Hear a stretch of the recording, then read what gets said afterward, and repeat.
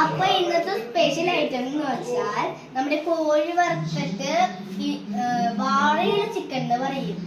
അപ്പൊ ഇതിന്റെ ഇൻഗ്രീഡിയൻസ് എന്ന് വെച്ചാൽ സവോള നല്ല വെച്ചിട്ടുണ്ട്, തക്കാളി കോല് പോലെ വെച്ചിട്ടുണ്ട്. അപ്പൊ അതാ പിന്നത്തെ കുറച്ച് പൊടികളാണ്. കുറച്ച് മുളകുപൊടി, കുറച്ച് മല്ലിപ്പൊടി, ജീരകം, കുറച്ച് മസാല. ഇനി നമുക്ക് ഇതിലേക്ക് ജീരകം ഇടാം കേട്ടോ.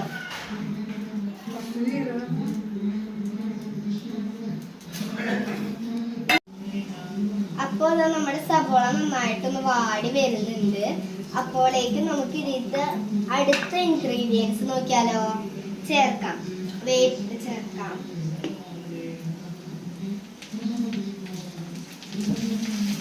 ഇഞ്ചി ചേർക്കാം, വെളുത്തുള്ളി ചേർക്കാം.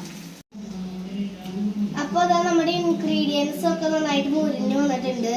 ഇനി നമുക്ക് കുറച്ച് ഇതിലേക്ക് മഞ്ഞൾപ്പൊടി ഇട്ട് കൊടുക്കാം. നന്നായിട്ട് കൂട്ടി മിക്സ് ചെയ്ത് കൊടുക്കാം.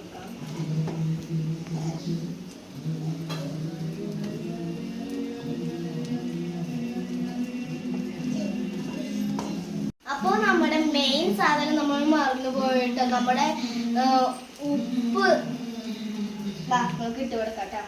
ഇട്ട് കൊടുത്തിട്ടുണ്ട്. നമ്മൾ നന്നായിട്ട് മിക്സ് ചെയ്ത് കൊടുക്കാം. കരിഞ്ഞടങ്ങി. അപ്പോൾ നമ്മുടെ വെളിച്ചെണ്ണ ഒഴിച്ച് കൊടുക്കാണ്.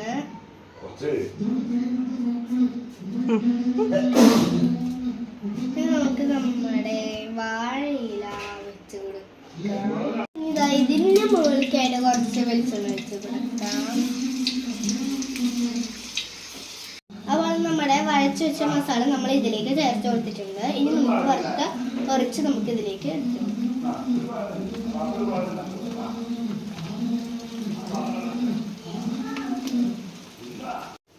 അപ്പോൾ നമ്മുടെ ഐറ്റത്തിൽ നിന്ന് നല്ല മണമൊക്കെ വന്ന് തുടങ്ങിയിട്ടുണ്ട്. ഇവിടെ എല്ലാവർക്കും കൊതിയൊക്കെ ആയിട്ട് തുടങ്ങിയിട്ടുണ്ട് കേട്ടോ.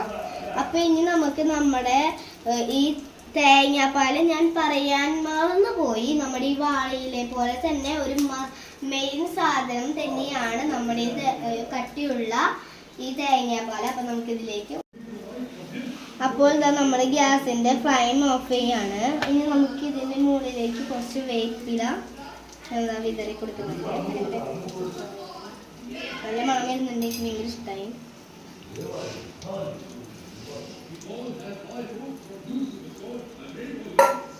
അപ്പോൾ ഞാൻ കുറച്ച് ടേസ്റ്റ് ചെയ്യട്ടെ.